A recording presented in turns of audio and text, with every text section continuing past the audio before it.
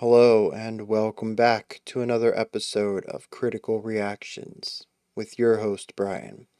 We're going to continue on with this week's theme of spooky music, looking at something that, at least based on the album art, is certainly a bit on the spookier side. Even the title lends itself well to a bit of horror elements. We're looking at the track Broken Gargoyles, Movement 2, possibly. Abiectio. This is by the artist Diamanda Galás. Diamanda Galás. I think that's it right there. Diamanda Galás. Let's dive into this and see what she's bringing to the table today.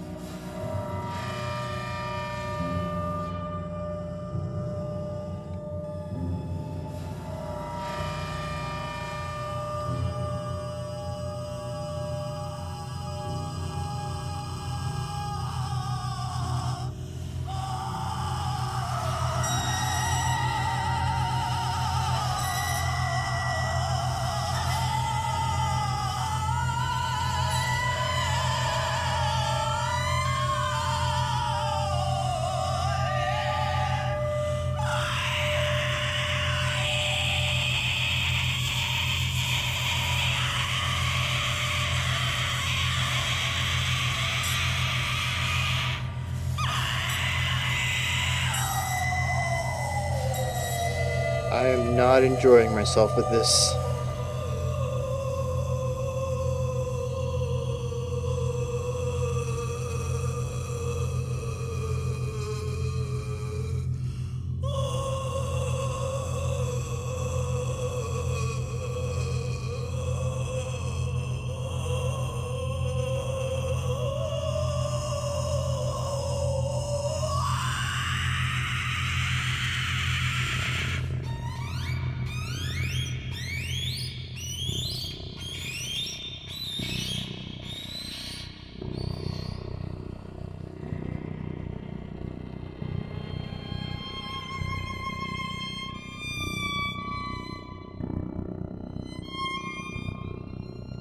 It's interesting to bring something melodic into what we've heard so far. Man setzt ihn hinter einen Gartenzaun. Das stört nicht mit seinen Quälen. Sieh dir den Himmel an. Interesting production on those. Ist allein und seine Augen fangen an zu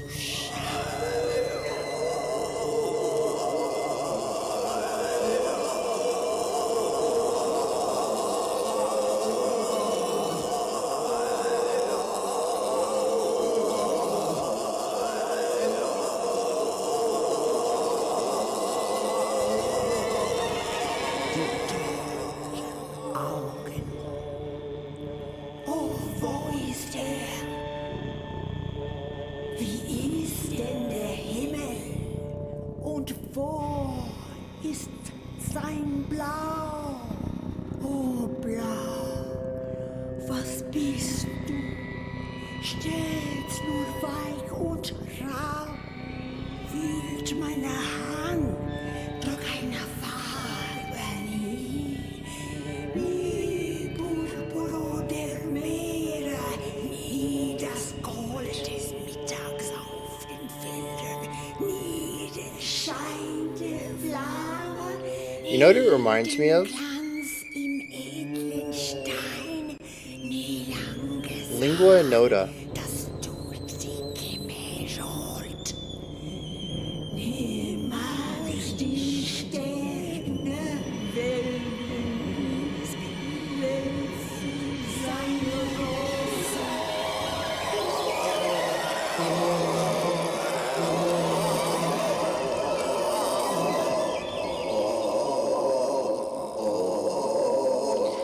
think it's more esoteric, the lingua typically does, but a similar vein of what I perceive as performance art,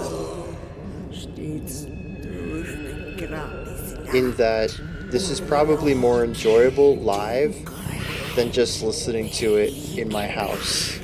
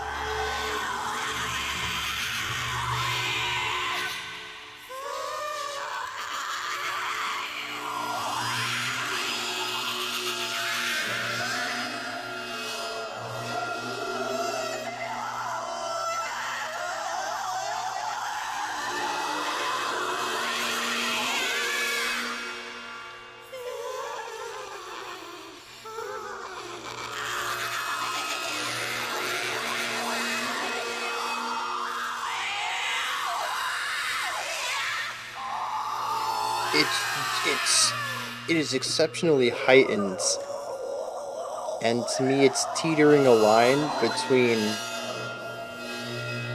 exceptionally tense horror and an absurdity.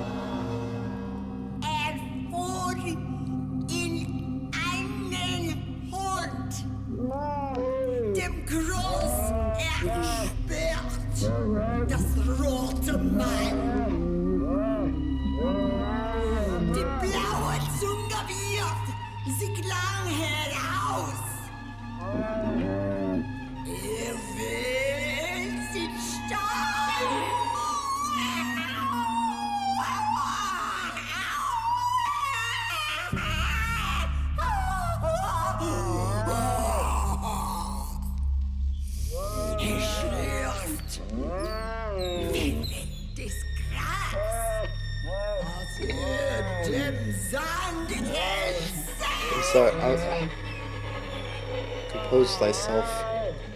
Sein leerer Schlund ist wie ein großer Tod. Drin Feuer sickert. Langsam. That muffled groaning is so ridiculous. Denn wäscht mit Eis immer eine Hand. heißer Speisen.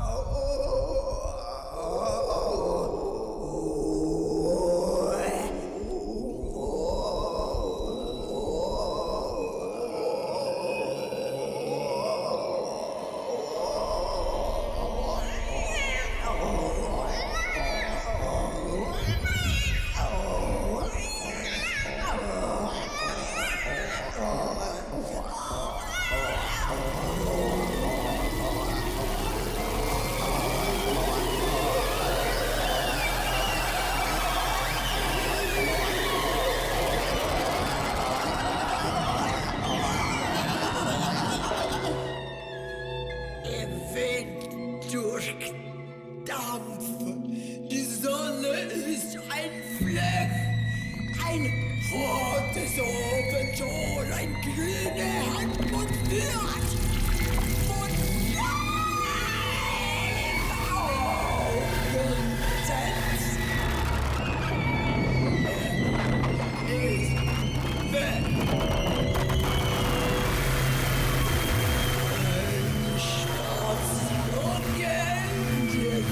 Die Kinder hier.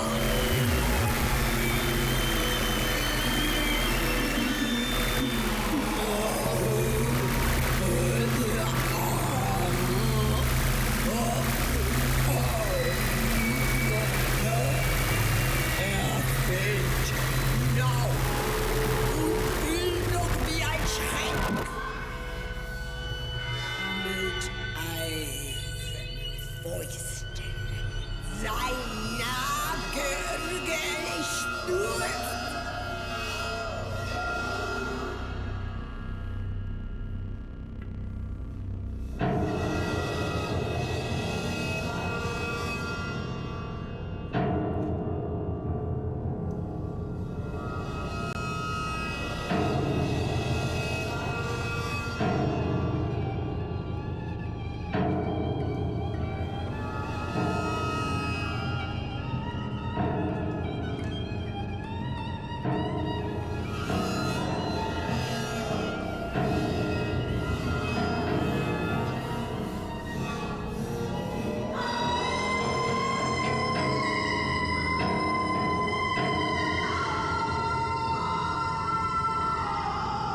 There's a really interesting placement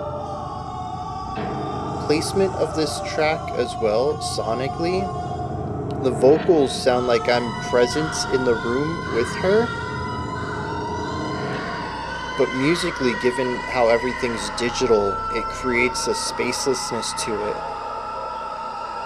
that I think sort of defeats the live feeling that we get from some of the vocals and some of the string work.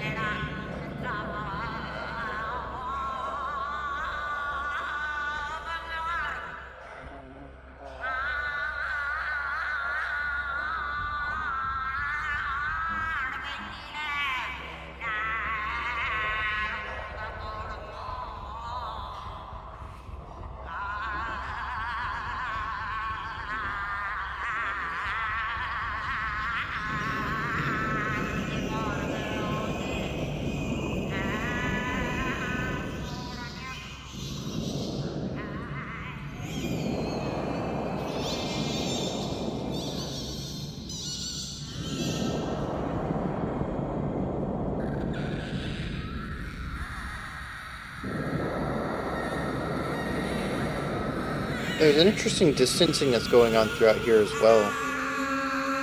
Well, now we're back to the presence.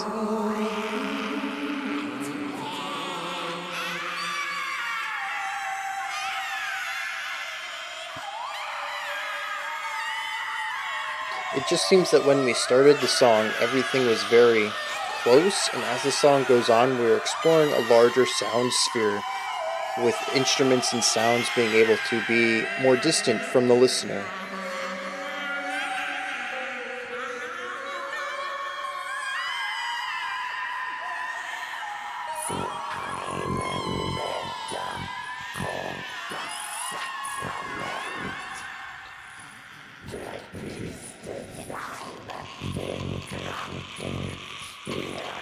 There is a very bizarre jingly percussive thing in this vocal.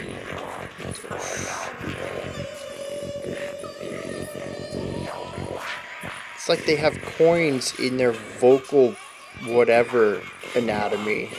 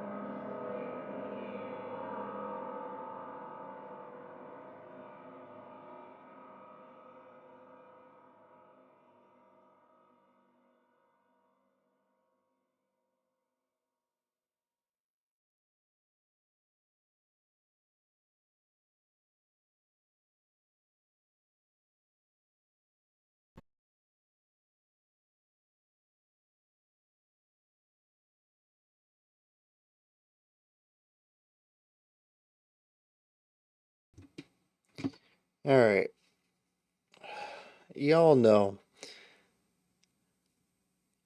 everything that I do up here, none of it's not fake. It's all my opinion. It's what I think about it. I'm not gonna beat around the bush. The first thing I thought of when I was over was, I'm glad this is done. I'm glad I can finish with this listening. I don't even really want to do the analysis bit. I don't. This was not enjoyable for me in any capacity. I don't know that I have much to say about this. It encompasses a lot of the things I'm not a real big fan of. We have drone all over the place. For the most part, it feels like a jam session to me, if you can understand that perspective. I think the music is all uh, pre-composed, uh, pre-sequenced, whatever. I think a lot of it is electronic. And the vocals to me feel very close to one shot, do what you want. There's some sections that feel a bit more pre-composed, where there was some thought going into it, but there's a lot of sections which are just making weird noises, and I don't think there's a lot of thought put into that. In fact, it probably would be diminished if there was. It feels like an idea that is best achieved through your gut. Don't think too much, just do.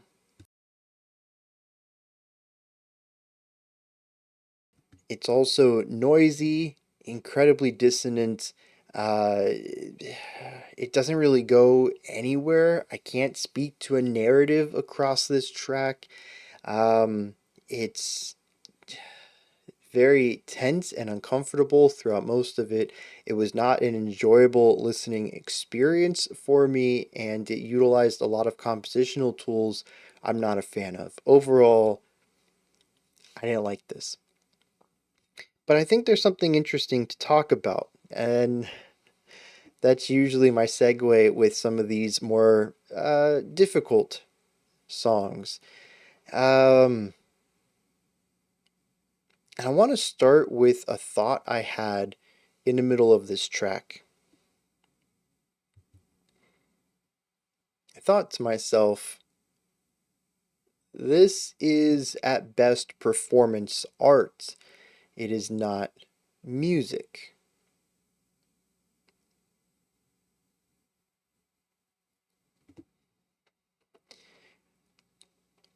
I still align with this a little bit. As I stated, I do believe this works a lot better seeing it live, hearing it performed live, and with whatever visual theatrics they accompany with it.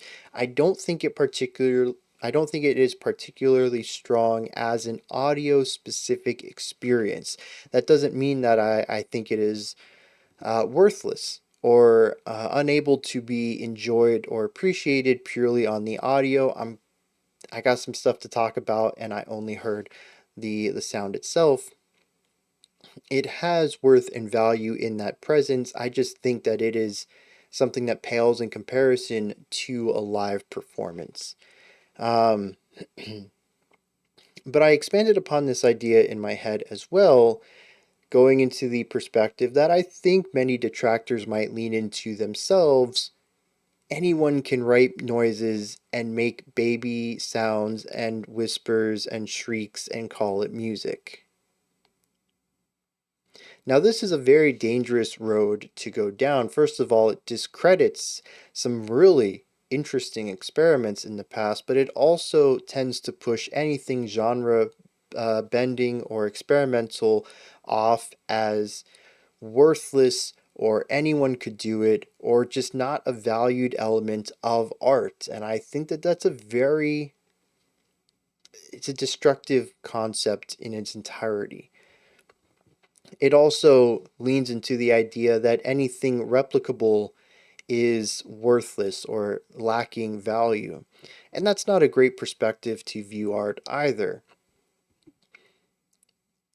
So, in the middle of this song, I'll admit I distanced myself a bit from the listening experience to delve into what this all meant and allow me to um, figure out where it was coming from and what I might have gotten wrong. Because it isn't a thought that I think is worth expressing by anyone, much less me, a music critic with a fan base. I should say more of an with an audience. I think that's a more appropriate terminology for that. Regardless, where I think I went wrong is that I could not reproduce this. The main idea behind that belittlement is that it is lacking skill.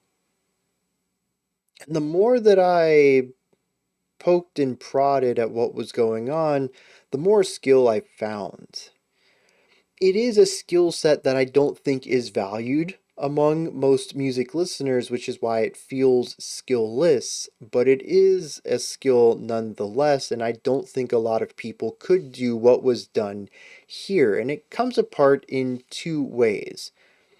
First of all, is the musicality of it. Or,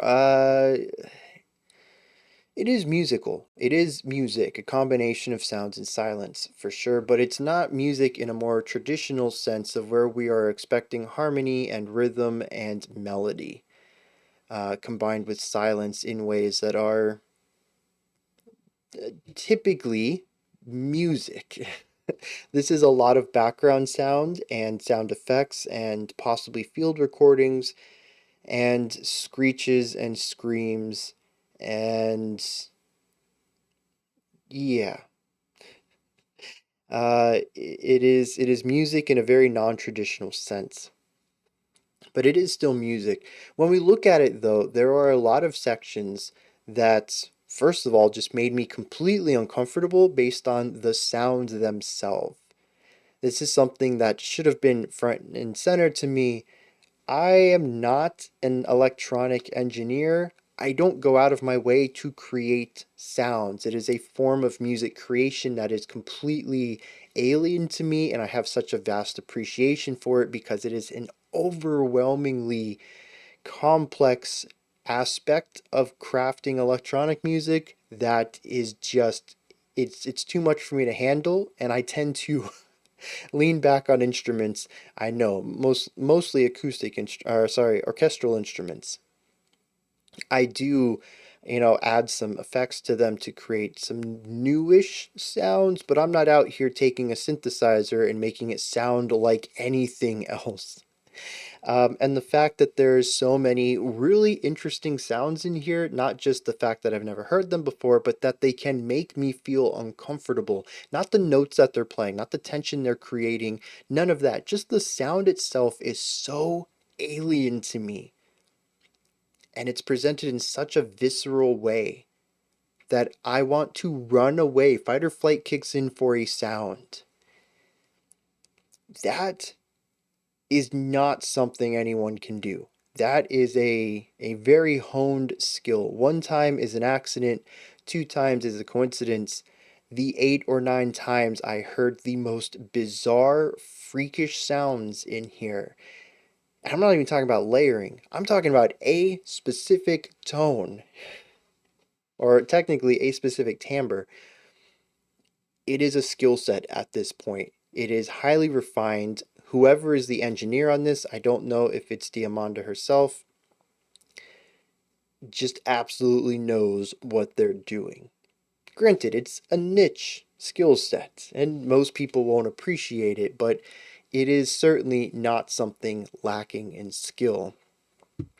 There are other elements of the music that lean into the tension, the dissonance, the fear and dread and horror of the entire thing. They tend to lean more towards traditional musical concepts, specific tones, specific ranges, specific note intervals. We hear a lot of these that increase the atmosphere of the section in more traditional ways, but the timbres of instruments themselves, that is something it does very unique. Now, the other half of this is the vocal delivery, the vocal presence, the you know, everything that Diamanda did. Again, I don't know if she is the person who did the music, did any of the engineering, I don't know, but I'm 90% certain that she's the vocalist. So, I'm going to attribute this part to her. There is a very wide skill set here. First of all, I watched a handful of interviews with her trying to figure out how to pronounce her name. I find it very bizarre that so many interviews don't start with, "Hi, I am this person from this company and I am interviewing this person who does music." It's just so bizarre to me that this isn't how every interview happens. I had to go through like 15 interviews to find one where they pronounced her name. But second of all, she seems like a standard, that's kind of a weird word to start with this. Just a regular old Joe American. I'd place her probably more in the North America. Sorry, the north part of the U.S. Uh, but in the interviews, nothing I got from them set me up for what I heard here. But part of that comes down to language, the way that she presented herself, the way that she spoke, her dialect, her uh, what's the thing where the way that you say this stuff? Why can't I think of this word? Anyways, uh, accent. There, that's the word I want. God, man, this song made my brain fizz out. None of it was really presented here. And what was presented here was in such a variety. The way that she delivered her lines across like five different, can we call them personas? There are at least five different, completely different approaches based on range, timbre, placement of the sound, how nasally it was, introducing compression, natural compression to it, screeches, howls, just exceptionally skilled in vocal work. It's quite possible that in another life she might have ended up taking voice acting as a path instead of music, given just how much control she has over her vocal delivery and the range of styles and sounds that she can create. If you hadn't told me that this was her as the artist, if I hadn't known previously, I might have guessed that there were a couple different vocalists in here just by how much of a chameleon she is with her voice. She also has a flair for the theatrics, knowing exactly how to emphasize specific syllables, even if it's not the way it would traditionally be sung or even spoken. It is a way of heightening the delivery of it in something that matches more of theater than colloquial speech or vocal singing. Through all of this, I would say that she's a multi-tiered vocal master. That's what I meant to say. I don't know if that's what I said. Multi-tiered vocal master. Just able to control so many variables of the vocal delivery performance to create such a vast array of sounds and make it sound serious for the most part. So those are the two areas I feel that most detractors might point towards, and I want to sort of act as a rebuttal to those because I even had those thoughts myself. It's really easy to go down that road, I think, especially with more esoteric and difficult to appreciate, difficult to understand experimental music like this. There is one more thing I think I wanted to touch on here, and that is the fine line here between serious and absurd. And it walks such a fine line. I honestly didn't really feel this leaning towards absurdity in the first half. I think it really is once we started to pack on more and more sounds, pushing them into more extreme timbres, utilizing more extreme ideas in general. And really, I mean, the song already starts at like a 9 out of 10 on the tension, on the anxiety, on the eeriness of it all. You don't have a lot of room to grow from that. Eventually, you're going to have to break past your 10 limit and push into 11 out of 10 and 12 out of 10 and 13 out of 10.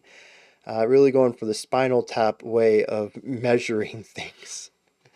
Um, in which case, it becomes heightened in a way that becomes absurd. And the absurdity can be viewed in a couple of different ways. Personally, for me, I kind of took it more of a camp direction, and the absurdity became a form of comedy. Not necessarily the vein of parody, but certainly, I guess, just the sheer aspect of the absurd, something that I can't quite get a grasp on. And my frail human mind could do nothing but laugh at what it was hearing, almost as if I had a break with reality myself. Um, I'm happy to see that they kind of backed off of this coming down to the end. The song certainly acts as a bit of a bell curve, starting out with its lowest amount of intensity, which is still quite an intense intro, peaking up in the middle, and then backing it off to wrap the song up. It really is those moments in the middle that I find to be the least easy to take seriously.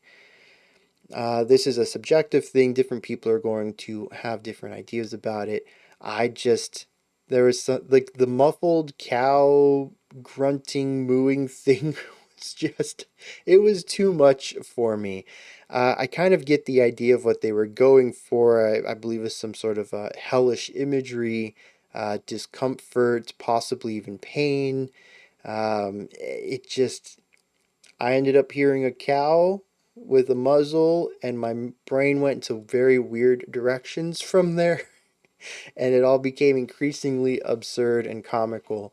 And I think that maybe speaks more about my mind than the song's direction, but it does reach a point where the absurdity kind of overshadows everything else, and where the listener goes from there is up to them. But everywhere else in the track, I feel like it keeps itself grounded, as heightened as it gets. And I guess the last thing too, before we hit lyrics, if there are any, for all I know, this was made up language. The atmosphere of it all, right? This is tense. This is horrific. This is eerie. There's certainly a hellishness to it all. And there are a lot of sounds that are just too much for me. Shivers down my spine, physical reactions to them. It is a lot of a lot. Um, and for a lot of the beginning, it almost felt like I was present for a ritual. I had mentioned how her vocals and some of the strings at the beginning almost felt like I was in a room with her. And I thought that was a real strength of the song. I kind of missed it by the end of it as we pushed more for electronic noises and more of a lack of physical space. I think it kind of works though, now that I think about it. If the beginning was a ritual and eventually we reach some hellish sounds and landscapes, then the altered distance between me and her and the relationship between me and the sound sphere altering could line up with a change of place, and the ritual could have brought me to somewhere very different. And maybe that works from that perspective.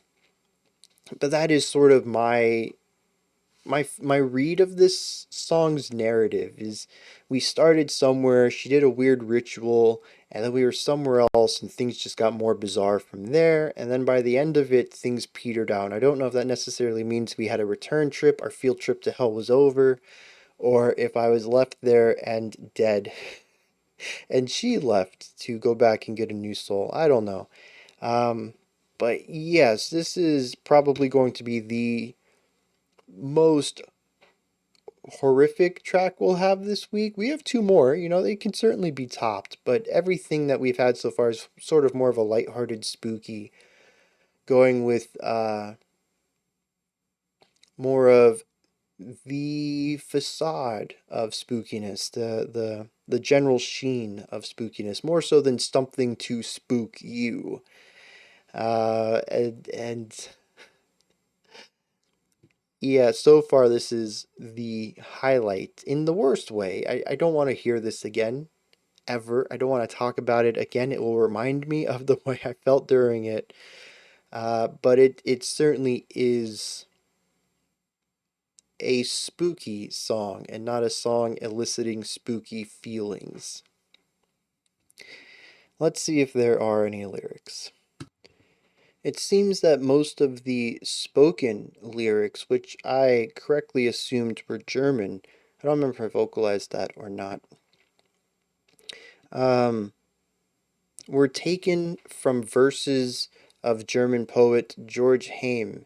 He had two different books that were, or two different poems, I should say, that were influential to this track and utilized extensively in both Movement 1 of Broken Gargoyles, which you didn't listen to, and Movement 2.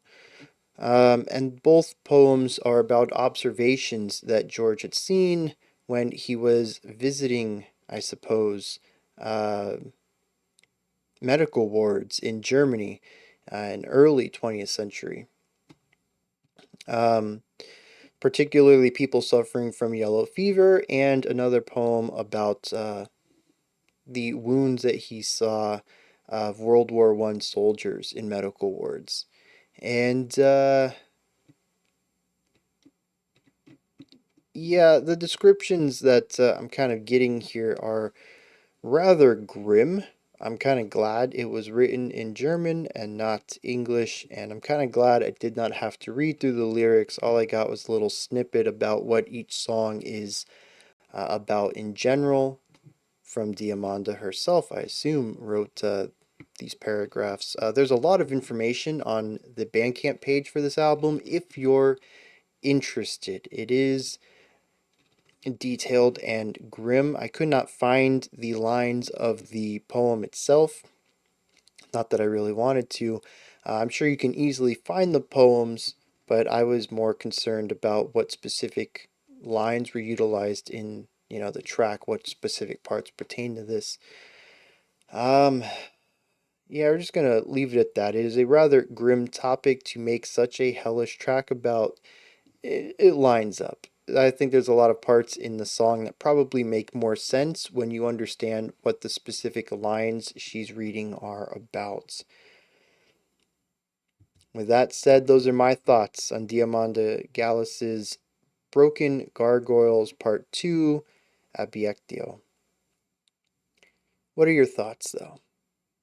Let me know down in the comments section. Give me your opinions, perspectives, if you agree with me, disagree with me, anything you'd like to add on to what I said. Let me know. Above that, in the description box, you'll find a link to Linktree. It takes you to this menu right here. You can find links to my music, ways to support the channel, a link to the Discord server, and so much more. Above that, if you could, like, subscribe, and ring the bell. I greatly appreciate all three of those. We do have a special selection coming up next. Otherwise, I'll be back tomorrow, 5 p.m. Eastern Standard Time, 9 p.m. UTC, as usual. Until next time, remember to be critical, not cynical, of the music you listen to. And remember, and have a fantastic this song has messed me up so bad. Have a fantastic morning, afternoon, or evening.